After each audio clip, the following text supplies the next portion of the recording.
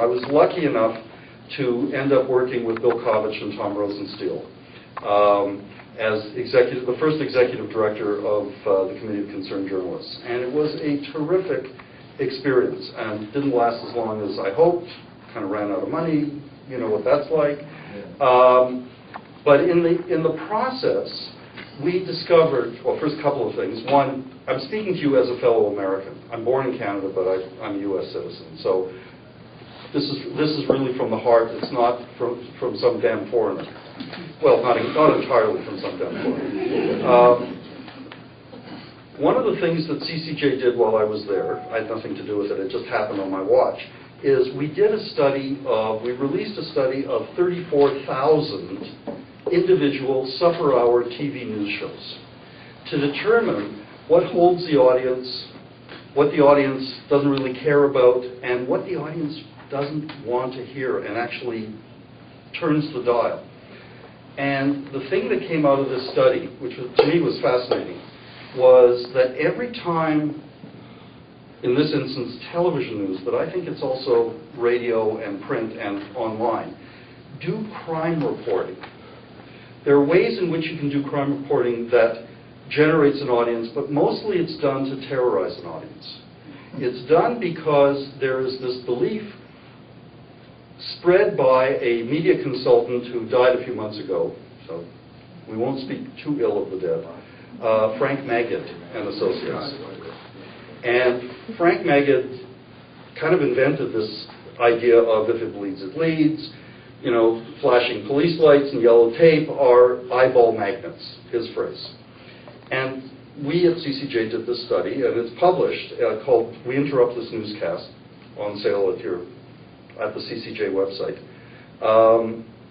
and determined that whenever crime is reported in a decontextualized way, when it's just flashing lights and yellow tape, the audience actually measurably declines by between 4 and 7%. When you do crime reporting with some context that makes sense to your audience as a community that cares about where they live. I'm just back from 2 days of training at the public radio station in Detroit, where they really are seized of this idea of serving the community. I'll talk a little bit about that in a minute. That 4 to 7% drop is because the information has no meaning, all it does is it terrifies people. And the example was of Akron or Cleveland did a story on the crime rate jumps between 4 and 6 p.m. Monday through Friday. And most news organizations in that town did stories on, you know, kids are out of control, we need more cops, you know, bust them, blah, blah, blah. One television station did the story saying, actually, what's happened is that the school board has cut after-school programs. And that's what's caused this. So it became an issue about the school board and funding and the stuff that makes sense to people. That's what drew the audience. The audience dropped. And I think after that happened, Frank Magid, after we did that report, Frank couldn't get a contract in the States. He literally ran out of business. Charlie Gibson got up at the NAB in Las Vegas and said, this is the most important study of television news in a generation. Business dried up. And Frank decided he would come to Canada. And he has now come to the CBC, and the news department, both radio and television at CBC, is now full of crime. And I've been pounding any bully pulpit I can to say, this is a disservice to our community. Yes, CBC Radio, I know you've heard from Susan Margetti, and I have a lot of respect for her, and that CBC Toronto is now the morning radio show #1 in this market, and that's great. And hiring journalists of color is terrific. Hiring journalists of color to do what is the next question.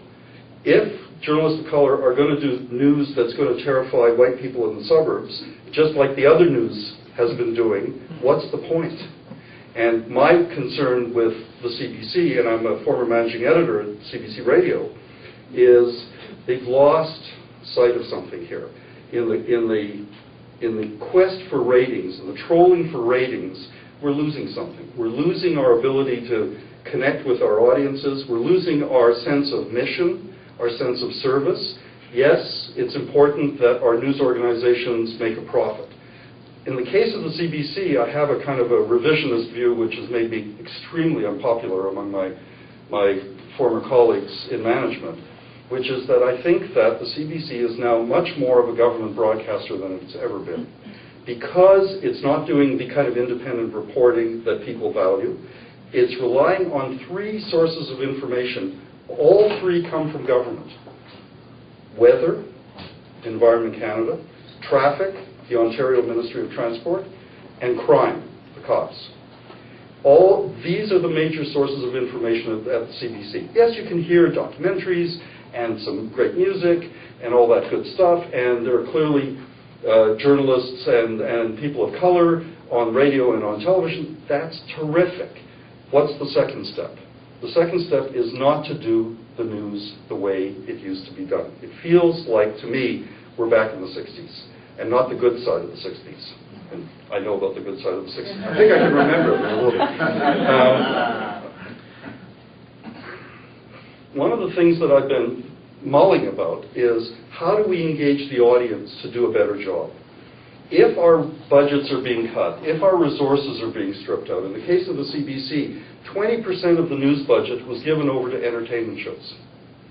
And so you end up doing, the most accessible news you can without necessarily providing a service. So somehow it seems that it's up to us, the kind of the people who still value the journalistic culture and what it's capable of doing, and holding our audiences are holding our media organizations to account, if the media organizations would only listen to them. And I think the journalists have to do that as well. This is a kind of combination of a confluence of pressure on our media organizations that are going to force them to go back to doing what's right.